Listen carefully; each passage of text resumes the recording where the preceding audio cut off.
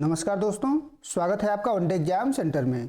दोस्तों, आज के वीडियो में हम लोग जानेंगे कि बीए छठे सेमेस्टर में आकर के हिंदी साहित्य में आपको क्या क्या पढ़ना होगा। आपको बता दें कि जब आप बीए छठे सेमेस्टर में जाएंगे तो हिंदी साहित्य में आपको कुल 2 पेपर पढ़ना होगा। पहले पेपर का नाम है भाषा विज्ञान, हिंदी भाषा तथा देवनागरी लिपि, और दूसरे पेपर का नाम है लोक साहित्य एवं लोक संस्कृति। तो इस वीडियो में हम लोग जानेंगे कि पहला पेपर जो आपका है, जिसका नाम है भाषा विज्ञान, हिंदी भाषा तथा देवनागरी लिपि, इसमें आपको क्या क्या पढ़ना होगा। कुल 8 यूनिट आपको इस पेपर में पढ़ना है। एक एक करके हम लोग देखेंगे कि किस यूनिट में आपको क्या पढ़ना है।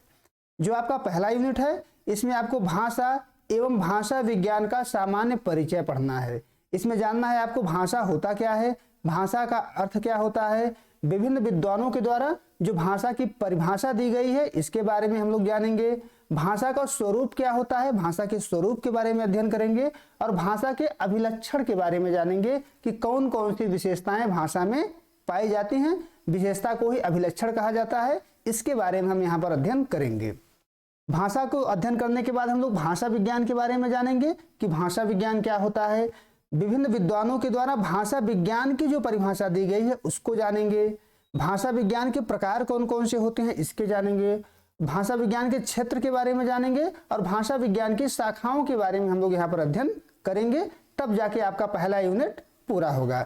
यानी पहले यूनिट में आपको भाषा के बारे में जानना है और भाषा विज्ञान के बारे में विस्तृत अध्ययन करना है। आगे बढ़ते हैं और दूसरा यूनिट देख लेते हैं कि दूसरे यूनिट में क्या पढ़ना है। दूसरे यूनिट में आपको भाषिक संरचना तथा स्तर पढ़ना है। यानी भाषा किस प्रकार से निर्मित होता है, उसकी संरचना क्या होती है, इसके बारे में पढ़ना है, और उसके संरचना का स्तर क्या होता है, उसके स्तर के बारे में पढ़ना है। इसमें आपको ध्वनि के बारे में पढ़ना है। ये जानना है कि ध्वनि क्या होता है, ध्वनि की विशेषता क्या होती है, शब्द क्या होता है, शब्द की विशेषता क्या होती है, रूप क्या होता है, रूप की विशेषता क्या होती है, वाक्य क्या होता है, वाक्य की विशेषता क्या होती है, प्रोक्त क्या होता है, प्रोक्त की विशेषता क्या होती है, और अर्थ क्या होता है और अर्थ की विशेषता क्या होती है, इसके बारे में आपको यहाँ पर पढ़ना होगा। तब आपका दूसरा यूनिट समाप्त होगा। यानी दूसरे यूनिट में आपको भाषिक संरचना पढ़ना है कि भाषा का संरचना क्या होता है, भाषा का निर्माण कैसे किया जाता है, किस प्रकार से ध्वनि, शब्द, रूप, वाक्य, प्रोक्त और अर्थ को क्रम से रखते हैं, इसके बारे में आपको पढ़ना है। उसका स्तर क्या होता है, इसके बारे में आपको जानना है। इसके बाद आपको तीसरे यूनिट में आना है। तीसरे यूनिट में आकर के हिंदी भाषा की उत्पत्ति तथा विकास के बारे में पढ़ना है। आपको जानना है कि हिंदी भाषा का उद्भव कैसे हुआ और किस प्रकार से विकसित होते हुए वह आज की स्थिति में पहुंचा है। इसमें आपको हिंदी भाषा की पृष्ठभूमि के बारे में जानना होगा कि हिंदी भाषा की पृष्ठभूमि क्या है, किस प्रकार से हिंदी भाषा का उद्भव हुआ। पृष्ठभूमि के बाद आपको अपभ्रंश के बारे में जानना है कि अपभ्रंश क्या है, अपभ्रंश की विशेषता क्या होती है, अवहट्ठ क्या है, अवहट्ठ की विशेषता क्या होती है। अवहट्ठ के बाद आपको पुरानी हिंदी के बारे में जानना है, पुरानी हिंदी की विशेषता क्या होती है। अपभ्रंश, अवहट्ठ और पुरानी हिंदी का आपस में क्या संबंध है और अंतर क्या है, इसके बारे में पढ़ना होगा। फिर जाकर के आपको मानक हिंदी और उसकी विशेषताओं का अध्ययन तीसरे यूनिट में करना होगा। तब जाके आपका तीसरा यूनिट यहाँ पर पूरा होगा।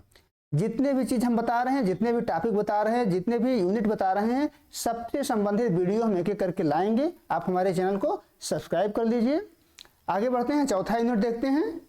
चौथे यूनिट में आपको आकर के आपको हिंदी शब्द संपदा और उसके मूल स्रोतों के बारे में पढ़ना है। यानी हिंदी जो है उसकी अपनी एक शब्द संपदा है, उसके स्रोत कौन कौन से हैं, उसके मूल स्रोतों के बारे में आपको चौथे यूनिट में पढ़ना है।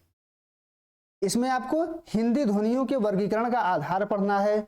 जैसे हिंदी ध्वनियों को बांटा जाता है तो बाह्य प्रयत्न के आधार पर बांटा जाता है, आभ्यंतर प्रयत्न के आधार पर बांटा जाता है, उच्चारण के आधार पर बांटा जाता है, उच्चारण स्थान के आधार पर बांटा जाता है, प्राणत्व और अनुनासिकता के आधार पर बांटा जाता है। किस प्रकार से इन ध्वनियों का वर्गीकरण किया जाता है और कौन कौन ध्वनियां इसके अंतर्गत आती हैं, इन सभी का विस्तृत अध्ययन हम लोग यहाँ पर चौथे यूनिट में करेंगे। इसके बाद हम लोग पांचवें यूनिट का अध्ययन करेंगे। पांचवें यूनिट में आपको हिंदी की उपभाषाओं तथा बोलियों का परिचय जानना है। हिंदी की कितनी उपभाषाएं होती है, तो 5 उपभाषा होती है, और इन 5 उपभाषाओं के अंतर्गत कौन कौन सी बोलियां आती हैं, सबका विस्तार से हम लोग अध्ययन करेंगे। इसमें आपको पश्चिमी हिंदी क्या है, पश्चिमी हिंदी की विशेषता क्या है, उसके क्षेत्र कौन कौन से हैं, उसमें कौन कौन सी बोलियां आती हैं। इसी प्रकार से पूर्वी हिंदी, पहाड़ी हिंदी, राजस्थानी हिंदी, बिहारी हिंदी, इन सभी की विशेषता क्या है, इन सभी के क्षेत्र कौन कौन से हैं, इनके अंतर्गत कौन कौन सी बोलियां आती हैं, सबका हम लोग विस्तार से अध्ययन यहाँ पर करेंगे। तब जाके यहाँ पर 5वां यूनिट आपका समाप्त होगा। उसके बाद हम लोग 6ठे यूनिट में प्रवेश करेंगे और 6वें यूनिट में आकर के आपको हिंदी भाषा की वैधानिक तथा संवैधानिक स्थिति के बारे में पढ़ना है। हिंदी भाषा की वैधानिक स्थिति क्या है और संवैधानिक स्थिति क्या है, संविधान में किस प्रकार का दर्जा उसको प्राप्त है, उसके बारे में हम लोग यहाँ पर अध्ययन करेंगे।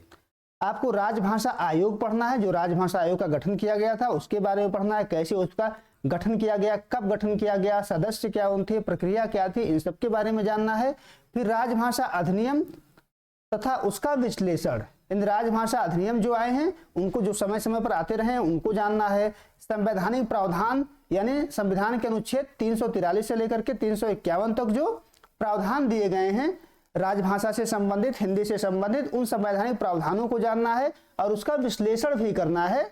तो तब जाकर के आपका 6ठा यूनिट समाप्त होगा। यानी 6वें यूनिट में हिंदी की वैधानिक और संवैधानिक स्थिति के बारे में आपको पढ़ना है। आगे बढ़ते हैं, 7वां यूनिट देख लेते हैं। 7वें यूनिट में आपको देवनागरी लिपि पढ़ना है।